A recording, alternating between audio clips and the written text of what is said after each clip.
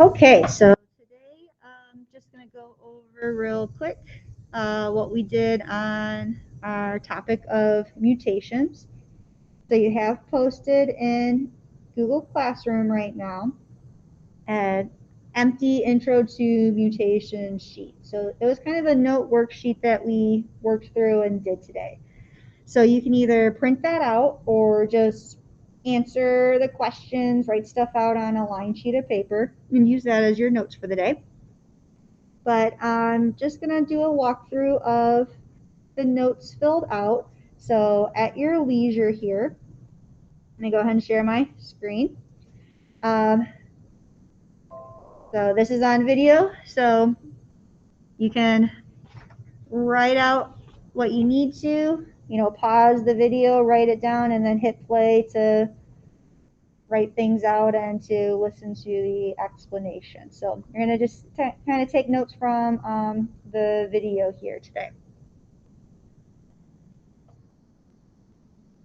All right. So a mutation is something that does happen every now and then during the transcription process. So copying down a strand of DNA, turning it into RNA. Or during the making of DNA. So we're going to more so focus on how do errors that happen during the copying of DNA before cell division, how do those errors then cause changes in the amino acids and thus the proteins that are made. So a mutation is defined as changes in the DNA sequence that affects genetic information.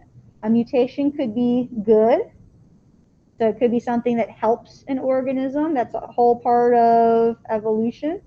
So good mutations help to give traits and characteristics and qualities that allow species to thrive and do well over time. But mutations could also be bad. So there's some mutations that are, a lot of mutations that are the cause of genetic disorders. And then sometimes nothing happens with the mutation. So it just goes unnoticed. There's two different categories of mutations based on how large the mutation is. So we have a gene mutation that's at a smaller scale. So that might affect anywhere from a few base sequences to, maybe around 100,000 chromosomal or entire sections of chromosomes. So thousands, millions of base pairs that are affected.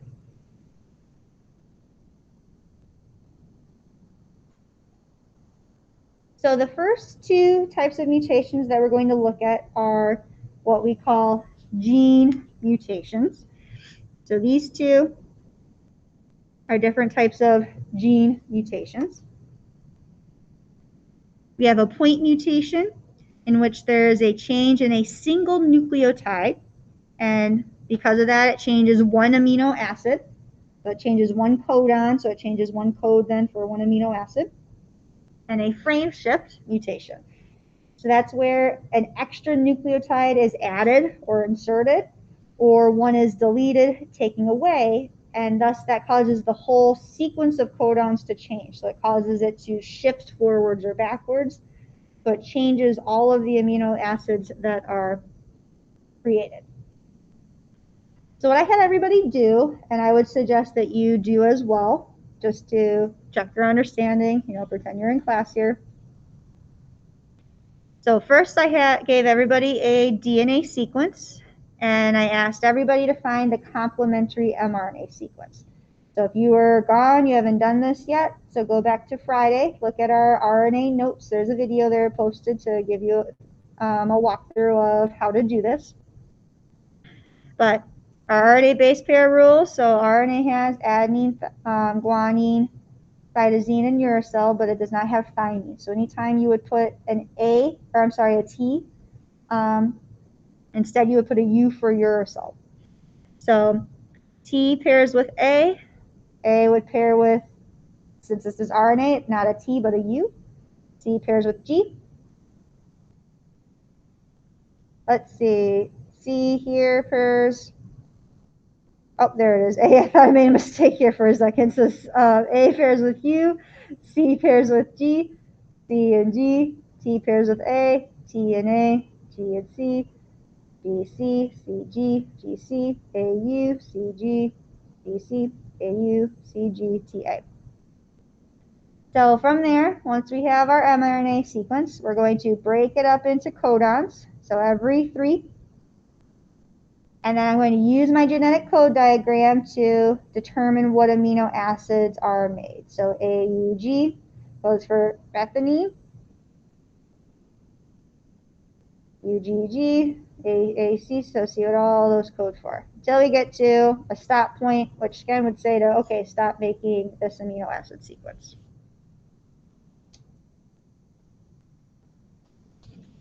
So now we're going to mutate this DNA sequence. So we're going to take the DNA strand, find the complementary mRNA strand, and from there circle what the change is. So when I break this up into codons and I see what the original codon and amino acids that were made were versus what the new ones are. So notice this one hasn't changed. This one now codes for a stop. And then all of these here are the same. So the change here was this middle nucleotide in the second codon. So it was ACC. The change was ATC. So this ended up coding for a stop. So in reality, we would end up not even creating these last few amino acids in this last stop. In reality, the transcription and the translation would stop right here. But in this case, notice that the change was just at a single point. Everything else was the same. So this is a point mutation.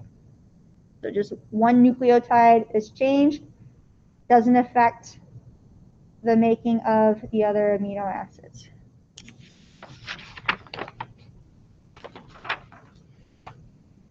Now we're going to do a different mutation for this DNA sequence. So this time, I go to code everything, and notice now we have different amino acids that are made, and I also have this little straggler at the end. So I have an extra base pair that doesn't code for anything. It's not a codon. And so everybody was asked to circle the change. So if I go through and match this one up with the previous strand, so TAC was the same, so that's coded for the same initial amino acid. And then here we have a G, when in our original DNA sequence it was an A. And then CCTTGG. Now everything else is still there. If I follow this chunk here, it does match the section on the other page. So what happened here was an extra base pair was added. This G here was added. So what that does then is that shifts everything over one base pair. That causes all the codons to change, and that's why we get this little straggler at the end. If I deleted this, if I removed this, then I would have one less. Oops, sorry about that. So then I would have 2 that would be left here at the end, but it would still shift. It would just shift the other way here.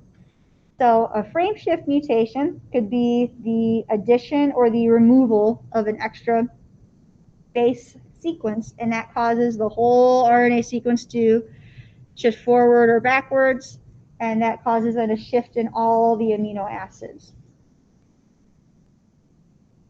And so 6 and 7, these are both types of what we call gene mutations. So they happen at the gene level, only a few base pairs at a time.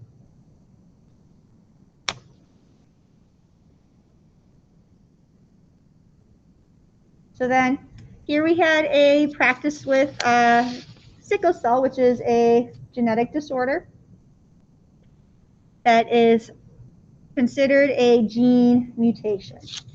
So what I would suggest that you do is do the sickle cell anemia part first. So break up the normal hemoglobin for DNA into codons. Do your don't do your DNA into codons, I'm sorry, but your mRNA will be into codons after you've coded it. Use your genetic code diagram to figure out the amino acids that are made. This would be a good time to do this yourself. Pause the video, check to make sure then that your paper matches mine on here. And then you'll do the same then for the next page. So we're going to see then what type of mutation is sickle cell. So again, I'd pause the video after so then that way you can fill out the mRNA sequence yourself, find the amino acid sequence, and identify what type of mutation it is. So once you've paused, you've done it, you're ready to check your work, make sure everything matches. And what I should see here is that this is a point mutation. So we have the same amino acids until we get to the end. This was supposed to be a glutamic acid, but now it's been changed, no longer a glutamic acid. Now, it doesn't cause a shift in everything else. It just changes one amino acid sequence. So this is considered a point mutation. So the other category of mutations that we have is called a chromosomal mutation. And so a chromosomal mutation are millions, hundreds of thousands, it depends on the size of the chromosome and which one it is, but a significant portion more base pairs than just at the gene level. They're entire sections of chromosomes. So since they're entire sections, there's usually ways in which we code for the sections. So sometimes they're letters, they could be colors. So in this case, we're going to use letters. So this is a normal chromosome. In this case, 2 here. And all of their sections that code for specific genes are given a variety of different letters. So A, B, C, D, E, F. So in deletion, you have a section of the chromosome that gets deleted or removed during division. So this should have a B, B's gone. Duplication. We have, sometimes it's also referred to as insertion, so addition. But with duplication, a section is added, so you have an extra one. With inversion, sections are flipped or swapped. So this no longer goes A, B, C, D, E, F, G. Now it goes A, E, D, C, B, F. It still has all of the sections, but now they're not in their correct order. And translocation is when sections of genes are shared with a different chromosome. So now this is not the same as crossing over, because with crossing over, the sections that are swapped are considered, since the chromosomes are with their homologous pair, they're coding for the same types of traits. So this would be the A, B, C, D, E, F chromosome for mom. In crossing over, I would have over here the A, B, C, D, E, F sequence for dad. And when they flip-flop with each other, they're just flip-flopping maybe sections of E and E. And again, it's not harmful because it's coding for the similar type of gene, even though it's a different gene. So we might be swapping like eye color here. So here, these are 2 chromosomes that do not code for the same genes that are flopping genetic information with each other. So now the chromosome that is supposed to have A, B, C, D, E, F on it Now it has ABCJKL, and the chromosome that's supposed to have GHIJKL no longer has GHIJKL. So they swap pieces that they're not supposed to have with each other. So keeping up with letters, so identifying what type of genetic mutation occurred on the different parts of chromosomes here. So initially they're all A, B, C, D, E, F. So after the mutation, so here I have an extra D, so that's duplication. Here I have a section that was no longer in the beginning, so that must have came from somewhere else, so translocation. Here the D is gone, so deletion. Here I have A, B, C, D, E, F. Here I still have A, B, C, D, E, F, but the D, E, F has been flip-flopped. It's been inverted.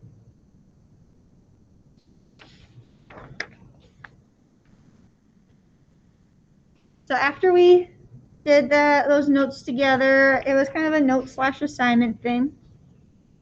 Everyone then did a mutation maker assignment. I apologize. There was one more thing that we did. So you'll see on the back of your notes there was a going around the room activity. So I had some different mutations that were posted. So for your leisure, to make things easier with you, that back part there, I'd like you to just do a Google search. So just look up what is an example of a point mutation genetic disorder, what is an example of an inversion chromosomal disorder. So you're picking one gene and two chromosomes and doing a little bit of research on that. And then there's a couple spots to look up, an example of good mutations. So mutations that do good things for plants or animals on the back there. So I apologize about that. It's after 5 o'clock and I'm still at school here, so my brain's a little fried. So after you do that part, so that little Google search, everybody did this mutation maker assignment. So what you're going to do here is come up with your own plant or animal that doesn't have any mutations. So you'll show me what it looks like, give it a name. And then you're going to pick a gene mutation that you would like to have for your organism. And you're going to tell me what type of trait quality is it going to change, and if you're going to be making a point or a frame shift mutation. Once you've decided it's going to be point or frame shift, you're going to keep in mind then what's supposed to happen to the sequence. Is just a letter going to be changed like a point, or are you going to add or remove something so that everything gets shifted? So down here, you'll put what is the original DNA sequence supposed to look like. You're going to pick whatever you want it to be. It has to be at least 9 bases. Transcribe it, so come up with the mRNA sequence, and then break it up into codons and tell me what the appropriate amino acid sequence would be. And then depending on if you pick point or frame shift, take the DNA sequence for me again, but with the mutation, and then show me what the new mRNA and amino acid sequence would be, and draw then what it looks like now with that new trait. I told everybody to be mindful and thoughtful of the mutations. So the mutations don't need to be anything that's going to be inappropriate, and they don't need to be anything that's going to be demeaning. A mutation could just be a change in color, the addition of an extra leaf, the difference in the shape of a leaf if you were doing a plant, etc.